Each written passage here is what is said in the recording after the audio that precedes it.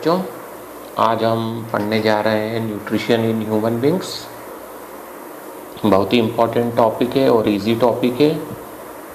Nutrition में 5 steps होती है, आपको पता है। Ingestion, digestion, absorption, assimilation and digestion. इसके कुछ पार्ट्स पे हम कंसंट्रेट करेंगे, कुछ पार्ट्स मतलब कि डाइजेशन पे हम कंसंट्रेट करेंगे। तो बच्चों, डाइजेशन दो टाइप का डाइजेशन होता है, एक फिज़िकल डाइजेशन और दूसरा केमिकल डाइजेशन। फिज़िकल डाइजेशन का मतलब होता है कि जो फूड हमने इंजेस्ट किया है उसको स्मॉलर पार्टिकल में तोड़ना। जैसे हम किसी ईंट को तोड़े तो वो मिट्टी बन जाती है, ऐसे मतलब बड़े को छोटे में तोड़ना, ये होता है फिज़िकल डाइजेशन। और दूसरा होता है केमिकल डाइजेशन, मतलब कॉम्प्लेक्स नेचर जो है फूड का उसको सिंपलर में कन्वर्ट करना। जैसे स्टार्च है तो उसे ग्लूकोज में कन्वर्ट करना। तो ये दोनों आज हम सीखेंगे। तो आपके बिल्कुल लेफ्ट हैंड साइड पे जो मैंने वो बना रखा है कि हमारी एलिमेंट्री कैनाल में कौन कौन से स्पॉट्स होते हैं, कौन कौन से ऑर्गन्स होते हैं, वहाँ कौन सा फंक्शन होता है, ये सब बना रखा है। तो एक आपको ये ध्यान देना है कि ह्यूमन एलिमेंट्री कैनाल कंप्लीट होती है। कंप्लीट का मतलब ये होता है कि ये दोनों साइड पे ओपन होती है। तो पहला जो माउथ पे ओपन होती है और इसका जो एंड होता है वो एनस पे होता है। तो माउथ में जो होती है कैविटी, उसका नाम होता है बकल कैविटी। तो बकल कैविटी में क्या होता है कि जिस पे हमें ध्यान देना है वो हमें ध्यान देना है टंग, टीथ और सलाइवरी ग्लैंड्स। तो सलाइवरी ग्लैंड्स 3 पेयर्स होती है, इसकी लोकेशन अलग अलग होती है, पर इसका सिक्रीशन जो है वो बकल कैविटी में आता है। तो सलाइवरी ग्लैंड के जो सिक्रीशन है उसको हम बोलते हैं सलाइवा। सलाइवा में जनरली वाटर और सलाइवरी अमाइलेज होता है। तो ये सलाइवरी अमाइलेज क्या है? ये सलाइवरी अमाइलेज बायोकैटेलिस्ट एंजाइम है। ये केमिकल डाइजेशन में हेल्प करता है, कॉम्प्लेक्स फूड मटेरियल को सिंपलर फूड मटेरियल में कन्वर्ट करता है।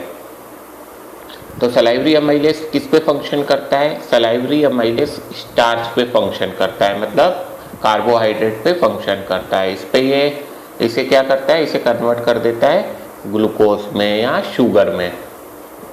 तो यहाँ पर बकल कैविटी में इसका पार्शियल डाइजेशन नहीं होता है, कंप्लीट स्टार्च का डाइजेशन नहीं होता है, पर डाइजेशन माउथ से स्टार्ट हो जाता है। और भी इसके एस्पेक्ट्स होते हैं, पर अभी इतना ठीक है हमें पढ़ना। बकल कैविटी में टंग होती है। टंग का क्या काम होता है? एक तो टेस्ट पता चलता है, फूड का टेस्ट पता चलता है। तो टेस्ट पता चलता है, तो टेस्ट किसकी हेल्प से पता चलेगा? टेस्ट बर्ड्स की हेल्प से पता चलेगा। तो टेस्ट बर्ड्स का पहले आप 8th क्लास में बना चुके हो कि टेस्ट बर्ड्स कैसे होती है। दूसरा इसका काम होता है कि जो सलाइवा है, सलाइवा में एंजाइम है, तो एंजाइम को अच्छे से वर्क करने के लिए फूड के साथ बढ़िया से मिक्स होना पड़ता है। तो वो मिक्सिंग का काम कौन करता है? टंग काम करती है। दूसरा, इससे फूड जो है वो वेट हो जाता है, गीला हो जाता है, तो जिससे इसको आसानी से हम इसोफेगस के अंदर ले सकते हैं, फूड पाइप के अंदर ले सकते हैं। टीथ का क्या काम है? क्रशिंग ऑफ फूड, मतलब फिजिकल डाइजेशन। टीथ किसका काम करते हैं? फिजिकल डाइजेशन का काम करते हैं। तो बकल कैविटी के बाद जो फूड है वो जाता है इसोफेगस। इसोफेगस को जनरली बोलते हैं फूड पाइप। तो इसोफेगस का काम सिर्फ इतना सा है कि ये फूड को बकल कैविटी से लेकर स्टमक तक पहुंचाती है। इसमें किसी भी प्रकार का डाइजेशन नहीं होता है। पर जैसे देखो, आप पेड़ पे उल्टे लटक जाओ और कुछ खा लो, तो फूड बकल कैविटी से नीचे गिर जाएगा कि स्टमक में जाएगा? नेचुरली स्टमक में जाएगा, हमारी कोई भी पोजीशन हो। तो फिर इसको पहुंचाना वाला कौन होता है? मतलब कोई स्ट्रांग फोर्स होता होगा, तो वो स्ट्रांग फोर्स मसल्स से जनरेट होता है। तो इसोफेगस की मसल्स काफ़ी स्ट्रांग होती है और इसलिए उसकी मूवमेंट को बोलते हैं पेरिस्टाल्टिक मूवमेंट। तो ये पेरिस्टाल्टिक मूवमेंट के थ्रू फूड को बकल कैविटी से स्टमक तक पहुंचा देती है। स्टमक एक पाउच लाइक स्ट्रक्चर है जिसको जनरली हम बोलते पेट में जैसे चूहे कूद रहे ऐसे बोलते ना, तो वो स्टमक होता है। तो स्टमक में गैस्ट्रिक ग्लैंड्स होती है जिनका काम होता है गैस्ट्रिक जूस का सिक्रीशन करना, ये केमिकल डाइजेशन में हेल्प करेगी। और स्टमक की जो मस्कुलर वॉल्स है वो क्या करती है, अगर हम टीथ के थ्रू अच्छे से नहीं उसको क्रश कर पाए, फूड को फिजिकल डाइजेशन अच्छे से नहीं कर पाए, तो ये काम कौन करेगा, स्टमक करेगा। तो स्टमक की मस्कुलर वॉल्स ये काम करती है। और केमिकल डाइजेशन के लिए क्या होता है, गैस्ट्रिक जूस होता है। गैस्ट्रिक जूस में क्या क्या होता है देख लीजिए आप, म्यूकस होता है, HCl होता है, हाइड्रोक्लोरिक एसिड, पेप्सिन होता है, पेप्सिन एक एंजाइम है। तो सबसे पहले हम इसमें HCl देख लेते हैं, हाइड्रोक्लोरिक एसिड देख लेते हैं। तो हाइड्रोक्लोरिक एसिड का पहला काम है ये एसिडिक मीडियम जनरेट करता है। तो एसिडिक मीडियम क्यों करना पड़ता है इसे, क्योंकि ये जो एंजाइम आपको दिख रहा है पेप्सिन, एक्चुअल में ये इनएक्टिवेट फॉर्म में होता है, ये पेप्सिनोजन के फॉर्म में होता है। जब इसे एसिडिक मीडियम मिलता है तब ये एक्टिव होकर पेप्सिन बनता है। तो ये इस तरीके से एसिडिक मीडियम देके क्या करता है, एंजाइम को एक्टिवेट करता है। दूसरा HCl का काम होता है कि हमें एपेटाइट मतलब भूख की इच्छा जगाता है। जब स्टमक में एसिड बढ़ जाता है तो हमारे ब्रेन के पास सिग्नल पहुंचते हैं कि पेट खाली है, स्टमक एम्प्टी है, तो कुछ खाइए। तीसरा काम होता है, सलाइवा में भी एक एंजाइम होता है जो उसको किल करता है माइक्रो ऑर्गेनिज्म को। अगर वो अच्छे से किल नहीं कर पाए तो फिर ये काम कौन करता है, हाइड्रोक्लोरिक एसिड करता है। अब हाइड्रोक्लोरिक एसिड चूंकि एसिड है तो अगर ये स्टमक में सिक्रेट होगा तो हमारी सेल्स को, इनर लाइनिंग ऑफ स्टमक को नुकसान पहुंचा सकता है। तो उसको प्रोटेक्ट करने के लिए म्यूकस सिक्रेट होता है। तो म्यूकस का काम समझ में आ गया, ये प्रोटेक्ट करता है इससे, HCl से। और पेप्सिन का क्या काम है, पेप्सिन प्रोटीन डाइजेस्टिंग एंजाइम है। जनरली हम बोलते हैं कि डाइजेशन कहाँ होता है, स्टमक में होता है, तो बेटा अब वो आप सुधार लीजिए। स्टमक में केवल प्रोटीन का डाइजेशन होता है और प्रोटीन का भी कंप्लीट डाइजेशन नहीं होता है। ये किस में कन्वर्ट होता है, पेप्टोन्स और प्रोटियोजेस में कन्वर्ट होता है। स्टमक में मीडियम कौन सा है, एसिडिक मीडियम है। अब यहाँ से फूड कहाँ जाएगा, इंटेस्टाइन की तरफ। तो इंटेस्टाइन में पहला क्या आएगा, स्मॉल इंटेस्टाइन आएगा। इंटेस्टाइन भी दो टाइप की है, स्मॉल इंटेस्टाइन और लार्ज इंटेस्टाइन। स्मॉल इंटेस्टाइन मतलब इसका डायमीटर कम होता है, लार्ज इंटेस्टाइन मतलब इसका डायमीटर ज़्यादा होता है। लेंथ स्मॉल इंटेस्टाइन की ज़्यादा होती है। जो हर्बीवोर्स एनिमल्स हैं और कार्निवोर एनिमल्स में हम कंपेयर करें तो हर्बीवोर एनिमल्स में इंटेस्टाइन की लेंथ ज़्यादा होती है, क्योंकि जो फूड है वेजिटेरियन फूड है उसको डाइजेस्ट होने में ज़्यादा टाइम लगता है। अब स्मॉल इंटेस्टाइन के साथ साथ हमको कुछ एसेसरी ग्लैंड्स भी देखनी है, जैसे सलाइवरी ग्लैंड एक एसेसरी ग्लैंड थी, तो इसमें एसेसरी ग्लैंड है लीवर। लीवर आपको पता है कि केमिकल फैक्ट्री है, लार्जेस्ट ग्लैंड है। तो डाइजेशन में इसका क्या रोल है, तो बच्चे एकदम से बोल देते हैं कि सर ये एंजाइम सीक्रेट करती है। आपको ये ध्यान रखना है कि लीवर कोई भी एंजाइम कभी भी सीक्रेट नहीं करता है। तो ये क्या सीक्रेट करता है, ये सीक्रेट करता है बाइल जूस। तो बाइल जूस का क्या काम है, बाइल जूस का पहला काम है कि जो मीडियम एसिडिक आ रहा है स्टमक से उसको बेसिक मीडियम में कन्वर्ट करे। उसको किस में कन्वर्ट करे, बेसिक मीडियम में कन्वर्ट करे। क्यों, क्योंकि हर एंजाइम एक पर्टिकुलर पीएच या पर्टिकुलर मीडियम में काम करता है।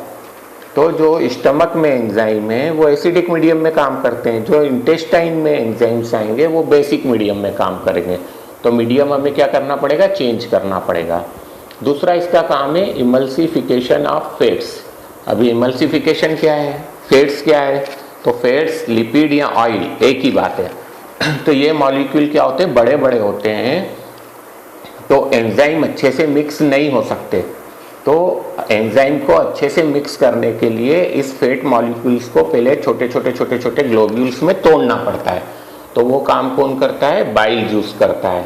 बाइल जूस में जो सॉल्ट सीक्रेट होते हैं, तो इस फैट्स को छोटे छोटे ग्लोब्यूल्स में तोड़ना, उस प्रोसेस को बोलते हैं इमल्सिफिकेशन ऑफ फैट्स। दूसरी एसेसरी ग्लैंड जो है इससे रिलेटेड वो है पेनक्रियास। पेनक्रियास आप पहले ही पढ़ चुके हो, ये मेक्सोक्राइन ग्लैंड है, पर यहाँ पे हम जो इसका एक्सोक्राइन वाला फंक्शन देखेंगे, मतलब ये पेनक्रिएटिक जूस सिक्रीट करती है। पेनक्रिएटिक जूस में क्या होता है, पेनक्रिएटिक जूस में तीनों टाइप के एंजाइम्स होते हैं। तीनों टाइप के एंजाइम्स होते हैं मतलब हमारा जो मेन फूड होता है उसमें हमारे पास लिपिड होता है, हमारे पास प्रोटीन होता है और हमारे पास कार्बोहाइड्रेट होता है।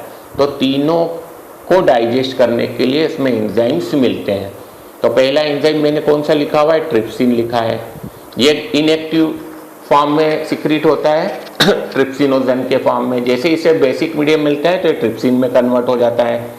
तो यहाँ से जो पार्शियल डाइजेशन हुआ था प्रोटीन का, उसको कौन अब डाइजेस्ट करता है, ट्रिप्सिन करता है। अगर कुछ प्रोटीन डायरेक्ट आ गया उसको भी कौन डाइजेस्ट करता है, ट्रिप्सिन करता है। और जो लिपिड का इमल्सिफिकेशन हो गया, अब उसको डाइजेस्ट कौन करेगा, लाइपेज एंजाइम। मैंने कहा ना फैट का दूसरा नाम भी होता है, लिपिड भी होता है, तो लिपिड को डाइजेस्ट करने वाला लाइपेज। ऐसे वहाँ पे सलाइवरी अमाइलेज था हमारे पास बकल कैविटी में, यहाँ पे क्या आ गया हमारे पास, पेनक्रिएटिक अमाइलेज आ गया। तो ये किसको डाइजेस्ट करेगा, ये कार्बोहाइड्रेट को डाइजेस्ट करेगा, स्टार्च को डाइजेस्ट करेगा। अब ये तीन एंजाइम कहाँ से आए हमारे पास, पेनक्रियास से आए। पेनक्रियास से क्या सिक्रीट हुआ, पेनक्रिएटिक जूस सिक्रीट हुआ, ये स्मॉल इंटेस्टाइन में आ गया। स्मॉल इंटेस्टाइन खुद एक ग्लैंड जैसे काम करती है, तो ये जो जूस सिक्रीट करती है उसको बोलते हैं इंटेस्टाइनल जूस। तो इंटेस्टाइनल जूस का क्या काम होता है, ये सभी का प्रोटीन, लिपिड और फैट का फाइनल एंड कंप्लीट डाइजेशन करती है। फाइनल एंड कंप्लीट डाइजेशन मतलब इसको सबसे सिंपलेस्ट फॉर्म में कन्वर्ट कर देती है। तो प्रोटीन का सिंपलेस्ट फॉर्म क्या होता है, अमाइनो एसिड। फैट्स का सिंपलेस्ट फॉर्म क्या होता है, fatty acids and glycerol. Carbohydrate का क्या होता है, ग्लूकोज। तो ये कंप्लीट डाइजेशन हो जाता है। अब कंप्लीट डाइजेशन हो गया तो इसे क्या करना है, इसे ब्लड में पहुंचाना है। ब्लड के थ्रू ये कहाँ पे जाएगा, सेल्स में जाएगा, जहाँ से एनर्जी डेराइव होगी। तो इस प्रोसेस को बोलते हैं एब्जॉर्प्शन ऑफ डाइजेस्टेड फूड। तो एब्जॉर्प्शन ऑफ डाइजेस्टेड फूड के लिए क्या होगा, सरफेस एरिया ज़्यादा चाहिए। तो जो इंटेस्टाइन है, इंटेस्टाइन की कुछ सेल्स माइक्रोविलाई का काम करती है, फिंगर लाइक प्रोजेक्शन होते हैं जो सरफेस एरिया को इंक्रीज करते हैं। एब्जॉर्प्शन के लिए सरफेस एरिया को इंक्रीज करते हैं।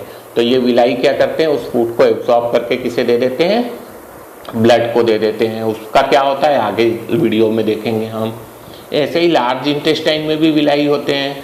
इनका काम क्या होता है जो अनडाइजेस्टेड फूड में वाटर है, वाटर को वापस से क्या कर ले, रीएब्जॉर्ब कर ले। इसके बाद क्या होता है, एनस लास्ट पार्ट है, उसका क्या काम है, रिमूवल ऑफ अनडाइजेस्टेड फूड। उम्मीद है आपको समझ में आया होगा। Thank you.